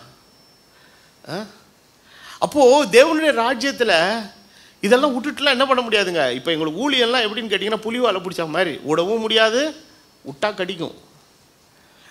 அதனால் இது என்ன பண்ணணும், அட்டாமிக் பவர் ஸ்டேஷன் மாதிரி ஒன்ஸ் ஆரம்பிச்சுட்டா அதை என்ன பண்ணிக்கிட்டே இருக்கணுங்க, ரன் பண்ணிக்கிட்டே இருக்கணும். அதை ஷட் டவுன்லாம் என்ன பண்ண முடியாதுங்க, பண்ண முடியாது. ஷட் டவுன் பண்ணோன்னா நம்ம ஷட் டவுன் பண்ணிடுவோம். அணுக்கதிர் வீச்சு என்ன பண்ணுங்க, மொத்த இடத்தையும் காலி பண்ணும். இது ஆட்டம் அணுகுலையை விட பயங்கரமானது எது, தேவனுடைய சபை. இதை க்ளோஸே பண்ண முடியாது. இது கர்த்தர் ஒருத்தர் தான் க்ளோஸ் பண்ண முடியும். எப்போ, தமது மகிமையில் வரும்போது. அது வரைக்கும் தேவனுடைய சபை இயங்கி கொண்டிருக்க வேண்டும், செயல்பட்டு கொண்டிருக்க வேண்டும். அதில் நமக்கு சில பிரச்சனைகள் இருக்கிறது, சவால்கள் இருக்கிறது, போராட்டங்கள் இருக்கிறது, பிரச்சனைகள் இருக்கிறது. தனிப்பட்ட விசுவாசி என்கிற நிலைமையில, ஒரு குடும்பம் என்கிற நிலைமையில மாத்திரமல்ல, மந்தையை நடத்துகிற ஊழியத்தை நடத்துகிறவர்களுக்கும் சில பிரச்சனைகள், சவால்கள் இருக்கிறது. ஆனாலும் நிற்போம், செய்து கொண்டுதான் இருப்போம், எல்லாவற்றிலும் ஜெயம் பெறுவோம். காரணம், எங்களுக்கு மேன்மையான பலனை கர்த்தர் எங்க வைத்திருக்கிறார், பரலோகத்தில் வைத்திருக்கிறார். அதனால தான் நம்ம சொல்லுகிறான், இனி வரும் பலன் மேல் என்ன ஆகி நோக்கமாகி. அப்போது ஒரு மனிதன் கஷ்டத்தை சகிக்கிறதுக்கு எப்போ முன் வருவானா, அதனால் அவனுக்கு என்ன கிடைக்கிதுன்னா, ஒரு பலன் கிடைக்குதுன்னா வருவான். இவ்வளோ கஷ்டப்பட்டும் ஒரு பலனும் இல்லை அப்படின்னா, அப்போ பலன்லேயே 2 பலன் இருக்குது. இந்த உலகத்திலே அனுபவிக்கிற சில பலன்கள். இப்போ ஒரு ஒரு ஒரு ஒரு 10 ஆத்துமாவுக்கு உட்காந்து நான் ரொம்ப பிரயாசப்பட்டு பைபிள் ஸ்டடி எடுத்து ஜோம் பண்ணி பாடம் எடுத்து அவங்களுக்காக இப்போ சுவிசேஷம் சொல்லி என்னமோ மல்லு கட்டுறேன்னு வச்சுக்கோங்களேன். ஒரு 7 தேர்ச்சி 3 தேரல என்ன பண்ணலாம்? இப்போ உலக பிரகாரமான நிலையில் எனக்கு எப்படி வரும்னா, ஒரு சின்ன சைக்கலாஜிக்கலாக ஒரு என்ன வரும்னா, 3 பேர் இன்னும் சரியே வரலையப்பா, அது என்னப்பா இப்படி நலி ஓடுதுப்பா, நம்ம பிடிக்க என்ன பண்ண மாட்டேங்குதே, வர மாட்டேங்குதே அப்படின்னு ஒரு சோர்வு வரும். ஆனால் 10 பேருக்கு ஈக்குவல் பிரயாசப்பட்டுருக்கிறேன், 10 பேருக்கு ஈக்குவல் டைம் கொடுத்துருக்குறேன், 10 பேருக்கு ஈக்குவலாக ஜெபம் பண்ணியிருக்கிறேன். ஆனால் 7 தேர்ச்சி 3 தேர மாட்டேன்னு பின்வாங்கி போயிடுச்சு. இப்போ பரலோகத்தில் போனால் எனக்கு ரிவார்டு 7க்கு கிடைக்குமா 10க்கு கிடைக்குமா? என்னங்க 7க்கு கிடைக்குமா? உங்களுக்கெல்லாம் மனசாட்சியே கிடையாதுங்க. அட பாவங்களே, 10க்கும் கிடைக்குங்க. ஆனால் நான் இந்த 7க்கும் 3க்கும் பாரபட்சமாக செஞ்சுருந்தானா தான் சிக்குவேன். ஆனால் 10க்கும் நான் என்ன பண்ணியிருக்கேன், ஈக்குவலாக பட்டிருக்கிறேன். அதனால் ஒன்று மாதிரி நினச்சிக்கோ, நீ என் பிரசங்கத்தை கேட்டு நீ உருப்பிட்டாலும் சரி உருப்பிடாமல் போனாலும் சரி, இன்றைக்கி பண்ண பிரசங்கத்துக்கு எத்தனை பேர் கேட்டாங்களோ அத்தனை பேருக்குரிய முழு பலன் எனக்கு உண்டு பரலோகத்தில். That is your problem. நீ வெற்றி பெறாமல் போனது, தோற்று போனது, அது உன்னுடைய பிரச்சனை. ஆனால் எடுத்த பிரயாசத்துக்குரிய பலன் எனக்கு உண்டு. ஆமென். அப்போ ஆண்டவர் என்னுடைய பிரயாசத்துக்குரிய ரிவார்டை இங்கே கிடைக்கிறத வச்சு கிடைக்கிறதில்ல, ஓவராலாக நான் என்ன பண்ணுறேங்கிறது ஆண்டவர் உன்னிப்பாக என்ன பண்ணிகிட்டு இருக்கிறாருங்க, செஞ்சுட்டு இருக்கிறார். அதில் ஏதாவது ஒரு ஓர வஞ்சகம், ஏதாவது ஒழுதலை பட்சமாக செய்கிறது, ஆளுக்கு மாற்றி செய்கிறது, வேறு சில மாம்சீக பிரபார காரியங்களை உள்ளடக்கி வச்சுக்கிட்டு மாற்றி பண்ணுறது, இதெல்லாம் பண்ணுறான்னு வச்சுக்கோங்க, எல்லாம் சிக்கலில் மாட்டிக்க எங்கே. ஆனால் வேதத்தில் ஒரு வசனம் உண்டு, அவர் கண்களுக்கு மறைவானது ஒன்றுமில்லை. அப்போது இப்போ சில பேரால் இந்த மேன்மை பாராட்டுதலுக்குள்ளே போக முடியாமல் ஸ்ட்ரகிள் ஆகிறாங்க. அப்போ இந்த மேன்மை பாராட்டுதலை அடையணுன்னா என்ன வழி இருக்குது அப்படின்னு நீங்கள் பார்த்தீங்கன்னா, ஒரு சில குறிப்புகளை சொல்லிவிட்டு நான் முடிச்சிடுறேன். வேதம் சொல்லுகிறது, அப்போஸ்தலனாகிய பவுல் சொல்லுகிறார், உலகம் எனக்கு என்ன அறை உண்டிருக்கிறது. அப்போ இதுவரை கிறிஸ்துவை அறிகிற அறிவின் காலம் வரை நீங்கள் எதையெல்லாம் மேன்மையாய் நினைத்து கொண்டிருந்தீர்களோ அது கிறிஸ்துவை அறிந்ததுக்கப்புறம் அது என்ன ஆகணுங்க, செத்து போகணும். அப்போ கிறிஸ்துவ அறிகிற அறிவு வரைக்கும் நமக்கு சில விஷயங்கள், உலகத்தில் இவ்வளோ விஷயங்கள் இருக்குது. நம்முடைய படிப்பை குறித்து மேன்மை, நம்முடைய குடும்பத்தை குறித்து மேன்மை, நம்மளுடைய பாரம்பரியத்தை குறித்து மேன்மை, எவ்வளோ விஷயங்களை தலையில் வச்சுக்கிட்டு ஆடுவோம். ஜாதி பெருமை எல்லாம் இருக்குது பாருங்க. ஆனால் கிறிஸ்துவை அறிகிற அறிவு, அதனால தான் பவுல் எழுதுகிறான், நான் என்றைக்கு அவரை அறிந்தனோ அன்னைக்கே எல்லாவற்றையும் நான் என்ன தூக்கி பண்ணிட்டேன், நஷ்டம் என்று விட்டேன், குப்பையுமாக எண்ணுகிறேன். அப்போ அது என்னைக்கு வாழ்க்கையில் கொஞ்சம் தலை தூக்கி ஆண்டவரை டிமினிஷ் ஆகுதோ அன்னைக்கு சிக்கல். அவர் உள்ளே வந்ததுக்கப்புறம் எல்லாமே அவ்வளோதான், எல்லாம் மறைக்கப்பட்டு போகிறது. இனி நான் அல்ல, கிறிஸ்துவே என்னிலே ஜீவிக்கிறார். அப்போ சிலுவையில் அவைகள் அறையுள்ளப்பட வேண்டும். 2வது வேதம் சொல்லுகிறது, எனக்கு லாபமாக இருந்தவைகளை நஷ்டம் என்று எண்ணிக்கொண்டிருக்கிறேன். எண்ணுவேன் அல்ல எண்ணிக்கொண்டிருக்கிறேன். Still I am just doing it. அது கண்டினியூஸாக நடந்துகிட்டே இருக்குது எங்களுக்குள்ள. அப்போ கிறிஸ்தவ வாழ்க்கையில் இன்றைக்கி நாம் ஆண்டவரை அறிகிற அறிவுக்குள்ளே வரும்போது இன்றைக்கி எதையெல்லாம் நம்ம பெரிய லாபகரமான விஷயங்களாக நம்முடைய எண்ணத்திலே, நம்முடைய சிந்தையிலே நம்ம வைத்திருக்கிறோமோ அது எல்லாவற்றையும் ஆண்டவருக்காக எப்படி எண்ணணுங்க, நஷ்டம் என்றும். இன்னொரு இடத்துல சொல்லுறேன், நான் எப்படி எண்ணுகிறேன், குப்பையுமாக எண்ணுகிறேன். முதலாவது சிலுவையில் அறையுண்ணப்பட வேண்டும். 2வது அவைகள் எல்லாம் என்னன்னு எண்ணணுங்க, நஷ்டம் என்று எண்ண வேண்டும்.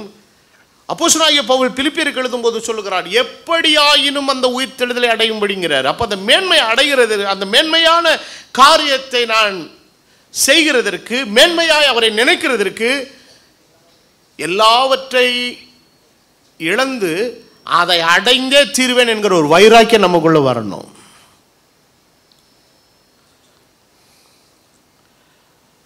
அந்த வைராக்கியம் இன்னைக்கு நிறைய பேர்கிட்ட என்ன இல்லை. அப்போ காலேபுக்குள்ளேயும் யோசுவாக்குள்ளெல்லாம் அந்த வைராக்கியம் இருந்துச்சு. ஆனால் மற்ற வாழ்க்குள்ளே என்ன இல்லைங்க, வைராக்கியம் இல்லை. ஓடுற வரைக்கும் ஓடுவோம். என்றைக்குமே கிறிஸ்தவ வாழ்க்கையில் பிளான் பிலாம் கிடையாதுங்க. இது ஒன்று தான் நமக்கு பிளானு. ஆமென். ஆமாம், போவோம். இயேசுவை நம்பி போயிட்டே இருப்போம். சிலர் பார்த்தீங்கன்னா நம்முடைய புறமதஸ்தர்கள் என்ன பண்ணுவாங்க, ஒரு இந்து சாமி போட்டோவை வச்சு நடுவில் அல்லாவுடைய தர்கா படத்தை ஒன்று வச்சு நடுவில் இருதய ஆண்டவரை நடுவில் வச்சு எல்லாத்துக்கும் பூவை போட்டு விட்டுருவாங்க. ஏதோ ஒன்று மிஸ் ஆனாலும் ஒன்றாவது என்ன செய்யட்டுண்டா காப்பாற்றிட்டோம். நாம கும்பிட்ற சாமி எல்லாவற்றையும் எல்லாவற்றால் நிரப்புகிற சர்வ வல்லமுள்ள ஆண்டவர். அவர் இந்த சர்வ உலகத்தையும் தமது கைப்பிடியாக அளந்து நிற்கிற தெய்வம். அவர் சர்வத்தையும் படைத்த சர்வ வல்லமுள்ள ஆண்டவர்.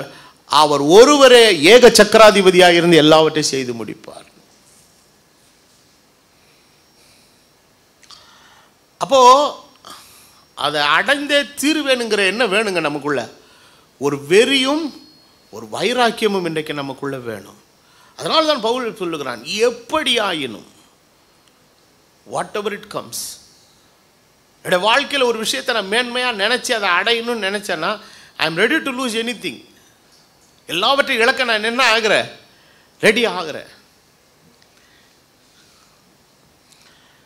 முதலாவது சிலுவையில் அறையுண்ட அனுபவம், இரண்டாவது எல்லாவற்றை நஷ்டம் என்று விடுகிற எண்ணம், அடைந்தே தீருவேன் என்கிற வைராக்கியம், நான்காவது ஒரு விஷயத்தை சொல்கிறாரு, நான் எதற்காக பிடிக்கப்பட்டேனோ அதை பிடித்து கொள்ளும்படி எப்படி தொடர்கிறேன். கிறிஸ்தவ ராஜ்யத்தில் வந்தால் இந்த சுணங்கிக்கிட்டு முணுமுணுத்துக்கிட்டு முறுமுறுப்பு பண்ணிக்கிட்டுலாம் பண்ணக்கூடாதுங்க. எதை செஞ்சாலும் என்னை எதுக்காக கர்த்தர் பிடிச்சாரோ அதை பிடித்து கொள்ளும்படி ஆசையாக தொடரும். காலையில் ஒரு டிரைவர் போய் ஸ்டேரிங்கை பிடிச்சாருன்னா சந்தோஷமாக பிடிக்கணும். இது எனக்கு கொடுக்கப்பட்ட வேலை, என்னை நம்பி ஒரு 100 பேசஞ்சர் உள்ளே உட்காந்துருக்கான், நல்லபடியாக வண்டியை ஓட்டணுன்ற ஒரு நிலையோடு எடுக்கணும். அவன் பாட்டுக்கு வீட்டில் போட்ட சண்டையினுடைய கடுப்பில் வந்து ஸ்டேரிங்கை பிடிச்சான்னு வச்சுக்கோங்க, என்ன ஆகும், என்ன ஆகும்? அப்போது வண்டியை ஒரு மாதிரி ஓட்டுறான், வழியில் நிறுத்திட்டாங்க வண்டியை, என்னப்பா ஒரு மாதிரி ஓட்டுற, வீட்டில் சண்டைங்க. வீட்டில் சண்டைன்னா வீட்டோடு வச்சுக்கோ, அது எதில் காட்டாத, வேலையில் காட்டாத. வேலை வேற இல்லை, நீ எதற்காக பிடிக்கப்பட்டையோ. அப்போ கிறிஸ்தவ வாழ்க்கையில் கர்த்தர் உன்னை எதுக்காக பிடிச்சாரு, அந்த நோக்கத்தை முதல்ல அறிஞ்சிக்கிட்டு அதை நோக்கி எப்படி தொடரணுமா, வேண்டா வெறுப்போட இல்லை, கடுப்போட இல்லை, பாஸ்டர் திட்டுவாரேன்னு இல்லை, எப்படி தொடரணும், ஆசையாய் தொடரணும். கர்த்தருடைய ஆலயத்துக்கு போவோம் வாருங்கள் என்று சொன்னபோது போர்வை இழுத்து போத்தினேன். இப்போ ஒன்றும் இல்லை, லீவு நாள் வருது, 2 நாள் மீட்டிங்கு கூட்டம்னு சொன்னீங்கன்னா கடுப்பாயிருவேன் நம்மளால. சில பேர் வேலையில் டார்ச்சராக இருக்குது, 2 நாள் லீவு பேசாமல் தின்னுட்டு வீட்டில் தூங்கலாம்னா இந்த ஆள் நீங்கள் வேறு என்னத்தை வச்சுக்கிட்டான். அப்படி இருக்கக்கூடாது இல்லை. மண்டே டு ஃப்ரைடே நீ முணந்து செத்து போ, எப்படின்னா போ.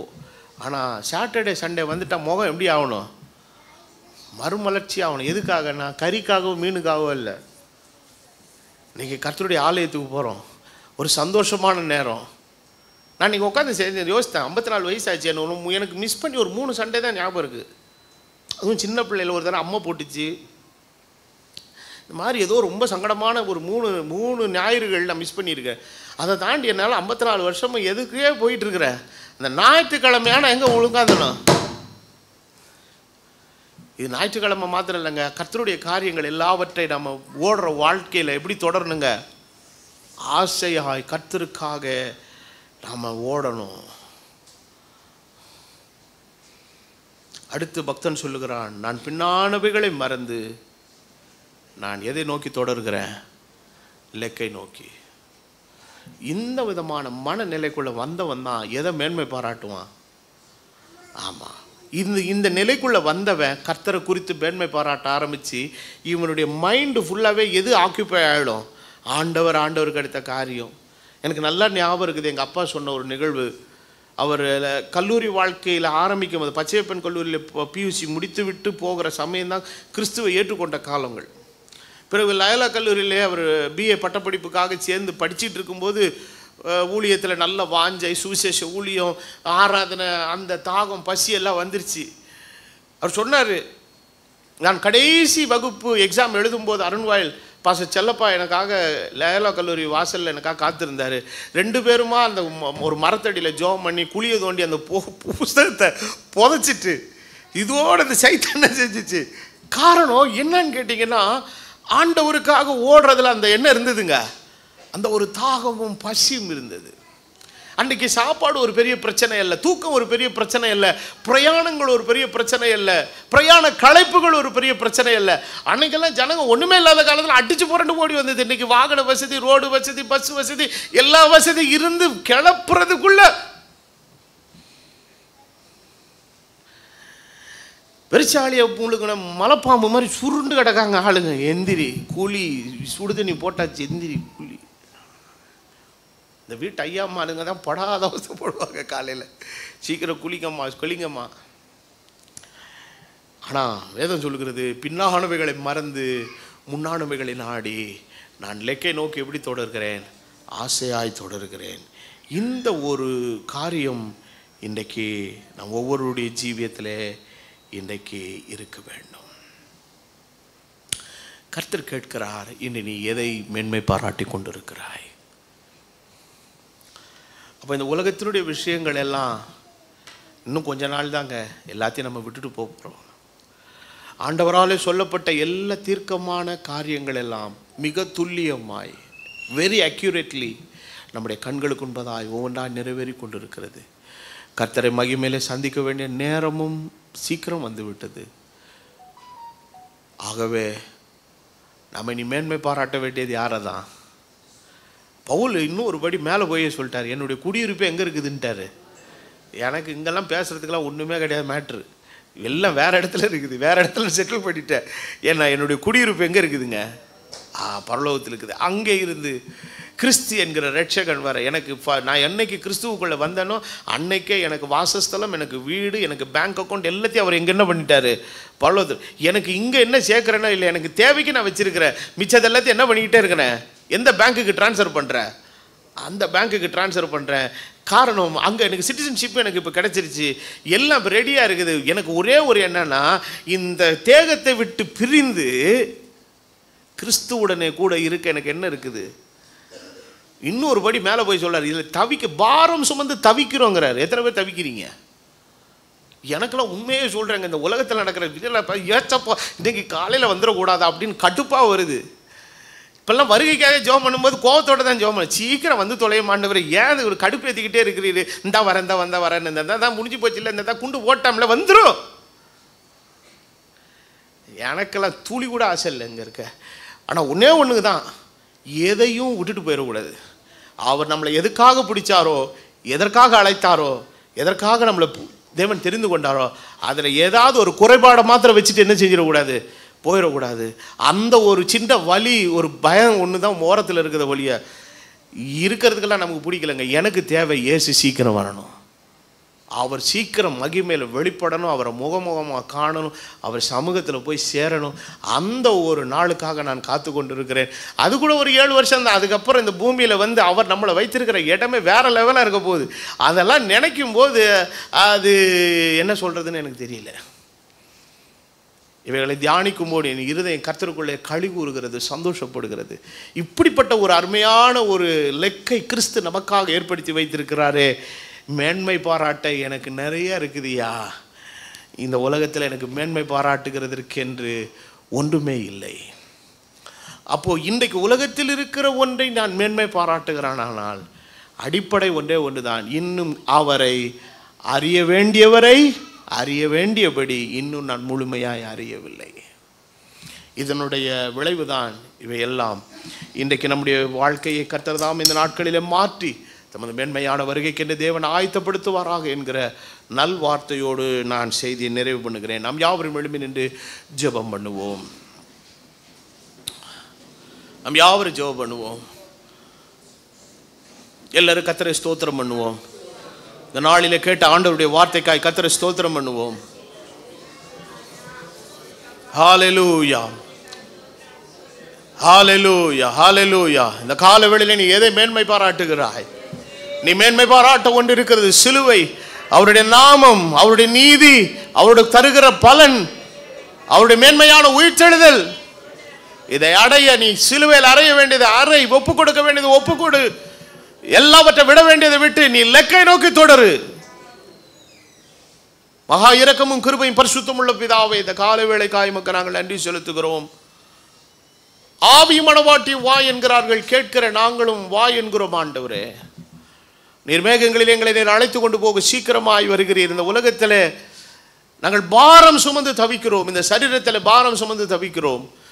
உலகத்தில் எங்களை சுற்றி நடக்கிற பாவமும் அசிங்கமும் அருவருப்பும் அநியாயங்களும் எங்களால் சகித்து கொள்ள முடியவில்லை. கர்த்தாவே, லோத்து தன் இருதயத்தில் நாள்தோறும் வாதிக்கப்பட்டது போல எங்கள் இருதயம் வாதிக்கப்படுகிறது. ஆண்டவரே, இந்த வாதனையிலிருந்து வேதனையிலிருந்து எங்களுக்கு ஒரு விடுதலை வேண்டும். நாங்கள் உம்முடைய சமூகத்துக்கு வர வேண்டும். நீர் சீக்கிரமாய் வருவீராக. நீர் சொன்ன வார்த்தைகள் எல்லாம் துல்லியமாய், தீர்க்க தரிசனங்கள் எல்லாம் நிறைவேறி கொண்டிருக்கிறது. கர்த்தாவே, அவைகளினுடைய நிறைவேறுதல்கள் எங்களுக்கு எவ்வளவு ஒரு நுட்பமான துல்லியமான ஒரு சமிக்கையை எங்களுக்குள்ளே காண்பித்துக் கொண்டிருக்கிறது. கர்த்தாவே, இவைகளெல்லாம் நாங்கள் கவனிக்கும் போது உங்கள் மீட்பு சமீபமாக இருக்கிறது என்று அறிந்து உங்கள் தலைகளை நிமிர்த்துங்கள் என்று சொன்னீரே. எங்கள் தலைகளை நிமிர்த்துகிறோம். எங்களுக்கு மீட்பர் வருகிறார். எங்களுடைய குடியிருப்பங்க வைக்கப்பட்டிருக்கிறது. கர்த்தாவே, அந்த இடத்தை நாங்கள் அடைகிறதற்கு எங்களை நாங்கள் ஒப்பு கொடுக்கிறோம். எங்களுக்கு முன்பாக வாழ்ந்த எங்களுடைய பரிசுத்தவான்கள் எல்லாரும் அந்த மேன்மையான இடத்தை அடைகிறதற்கு எங்களுக்கு முன்பதாக சென்றிருக்கிறார்கள். ஆண்டவரே, நாங்கள் இன்னும் கடந்து போய் கொண்டிருக்கிறோம். இந்த பூமியில் எங்களுக்கு வாழ்வையும் ஜீவனையும் எதற்காக நீர் கொடுத்திருக்கிறீரோ அந்த நோக்கமும் சித்தத்தையும் நாங்கள் செய்து முடிக்க எங்களுக்கு பலன் அரும்படி ஜெபிக்கிறேன். இப்படி கிருபையுள்ள கரத்தில் எங்களை தாழ்த்துகிறேன். இப்படி இரத்தத்தின் கோட்டைக்குள்ளே மூடி மறைத்துக் கொள்ளும். வலுவாதபடி எங்களை காத்து வழி நடத்தும். எல்லா கணமும் எல்லா துதியையும் ஒருவருக்கே ஏறெடுக்கிறேன். கர்த்தராகிய இயேசு கிறிஸ்து என்னும் விலையேற பெற்ற நாமத்தில் வேண்டுதல் செய்கிறேன். ஆமேன்.